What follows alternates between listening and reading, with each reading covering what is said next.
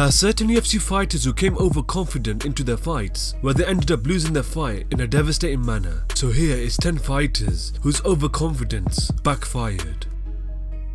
Number 10. Ranked lightweight contenders Dustin Poirier and Michael Johnson were set to headline UFC Fighter 94 in a 5-round bout. Dustin Poirier had put together a 4-fight winning streak and last defeated Bobby Green by knockout at UFC 199. Michael Johnson had just lost to Nate Diaz by unanimous decision at UFC on Fox 17. Leading up to the fight, Dustin Poirier had mentioned in interviews that Michael Johnson was nothing. Even on the day of the weigh-ins, Dustin Poirier put his finger in Michael Johnson's face, showing disrespect. In the fight, Michael Johnson was quickly able to land a right hook, followed up with the left hand to get the knockout victory. Number 9.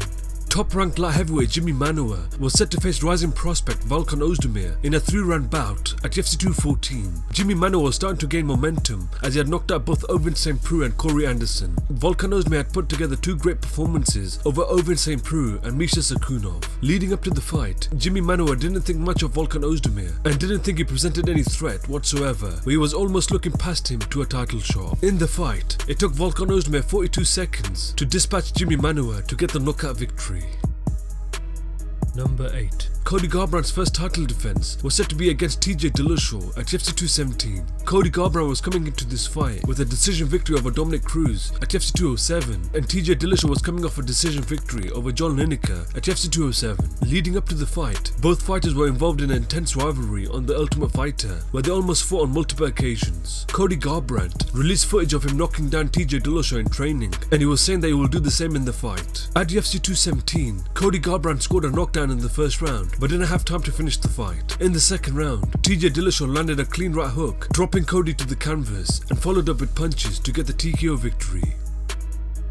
Number 7. Stipe Miocic's 4th title defense was set to be against Francis Ngannou at UFC 220. Stipe Miocic was coming into this fight with a TKO victory over Junior Dos Santos at UFC 211, and Francis Ngannou was coming off a knockout victory over Alistair Overeem at UFC 218. Leading up to the fight, Francis Ngannou almost seemed like he was looking past Stipe Miocic's strengths. He showed signs of overconfidence during the build-up of the fight and thought that his natural power would help him win the world title. In the fight, Stipe Miocic was able to withstand Francis Ngannou's power and dominated all 5 rounds to retain his title.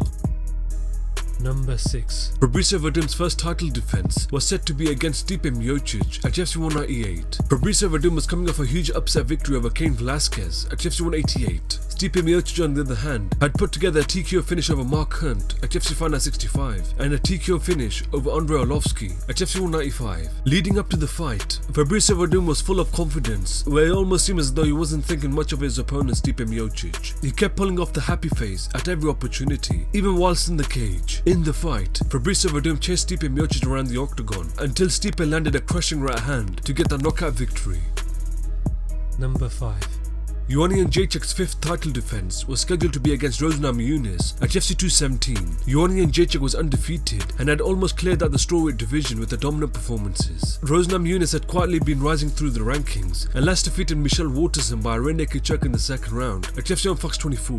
Leading up to the fight, Ioana Jędrzejczyk tried to intimidate Rose Namajunas, where it seemed like she didn't think much of her as a challenge. Even inside the octagon, she got in her face trying to scare her, but it didn't work. In the fight, Rose Namajunas was able to land a hard left hook, dropping Ioana Jędrzejczyk in the first round, and followed up with punches to get the TKO victory.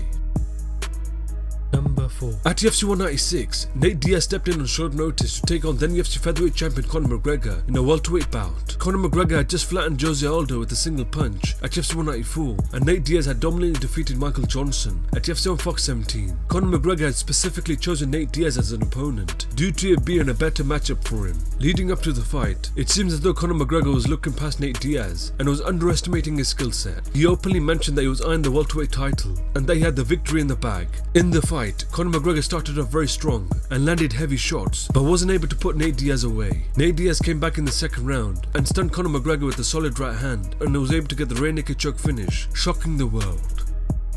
Number 3.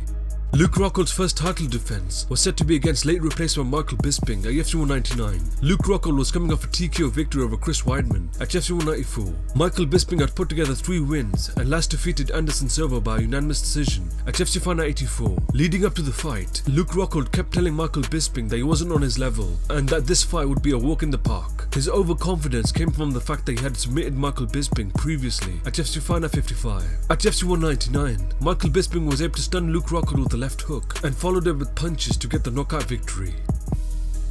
Number 2. Ronda Rousey's 6th title defense was scheduled to be against Holm at UFC 193. Ronda Rousey was so dominant whilst as the champion, where she had put together 5 consecutive title defenses in a spectacular fashion. Holm was coming off a split decision victory over Raquel Pennington at UFC 184 and a unanimous decision victory over Marion Renault at UFC Fight 71. Leading up to the fight, Ronda Rousey remained respectful towards Holm, but on the day after weigh-ins, she got into an altercation with Holm and said some very harsh words. In the fight, Holm landed hard shots from the outside, stunning Ronda Rousey, where in the second round, she was able to land a vicious head kick to get the knockout victory.